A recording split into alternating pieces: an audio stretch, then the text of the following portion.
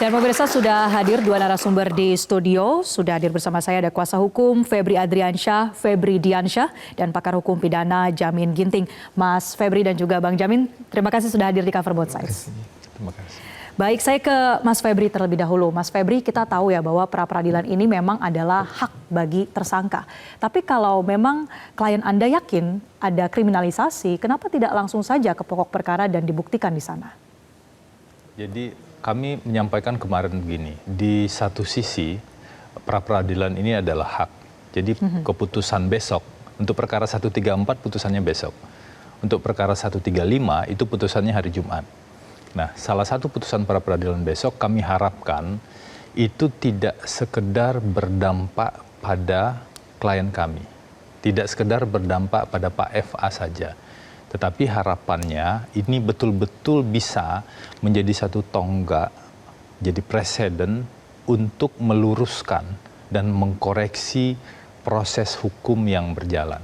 Karena begini Marcel, kita tidak bisa atas nama apapun ya, atas nama alasan paling mulia apapun, kalau pelanggaran hukum itu dilakukan dengan cara-cara yang melanggar hukum. Kata kuncinya di sana. Kenapa prosedur itu penting? Karena proses penegakan hukum itu harus berjalan dengan benar. Di pidana, ketika penyidikan dilakukan, ada potensi upaya paksa yang dilakukan. Rumah orang bisa digeledah, barang orang bisa disita. Seseorang yang mungkin sedang duduk-duduk atau sedang ngobrol di warung kopi atau dimanapun juga bisa ditangkap, dipaksa, dibawa ke kantor polisi atau kantor penegak hukum. Semua itu kan tidak boleh dilakukan asal-asalan. Harus ada tahapan-tahapannya. Harus ada keyakinan di penegak hukum bahwa buktinya kuat dan bahkan harus ada izin dari pengadilan. Dalam situasi ini, hal itulah yang kami temukan. Kami tidak hanya menemukan 1, 2, atau 3. Kami ketemu 30 dugaan pelanggaran dari rangkaian proses itu. Nah, kalau proses hukum itu dilakukan dengan pelanggaran demi pelanggaran, apakah itu bisa disebut sebagai sebuah proses hukum?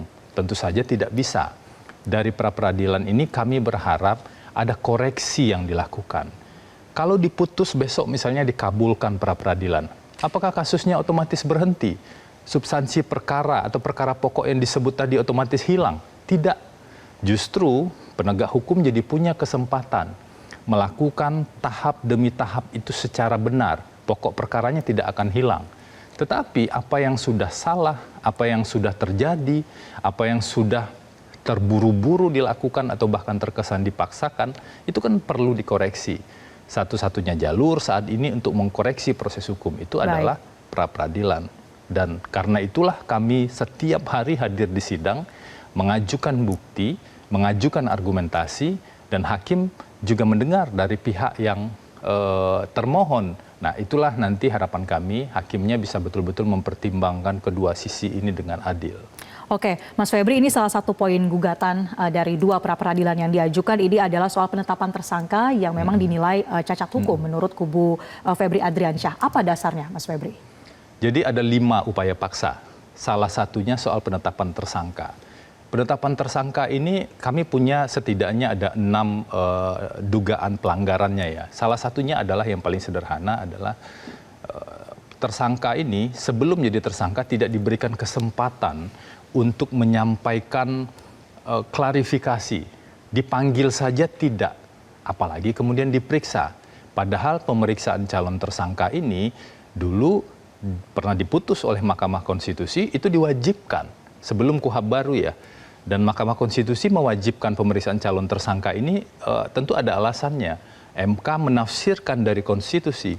Semua aturan hukum yang ada, KUHP, KUHP, Undang-Undang TPPU atau undang-undang apapun, itu mengerucut ke Undang-Undang Dasar, ke konstitusi. Mahkamah Konstitusi menafsirkan pasal di KUHP itu mengatakan pemeriksaan tersangka itu adalah salah satu pemenuhan prinsip hak azazi manusia dan sekaligus bagian dari pelaksanaan prinsip lex serta.